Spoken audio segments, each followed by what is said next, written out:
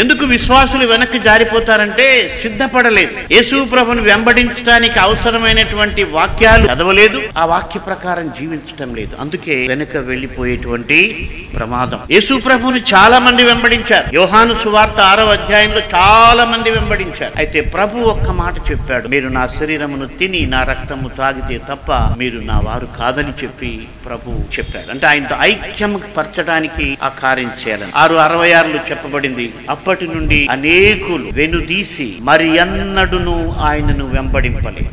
ఎందుకంటే వాళ్ళు యేసు ప్రభు మాటలు విన్నారు, ఆయన్ను ప్రేమించారు, కానీ నిబంధన చేసుకోలేదు. ఈ దేవుడు నా దేవుడు, సదాకాలము నాకు దేవుడుగా ఉంటాడు, మరణము వరకు ఆయన నన్ను నడిపించుని దావీదు నిబంధన చేశాడు.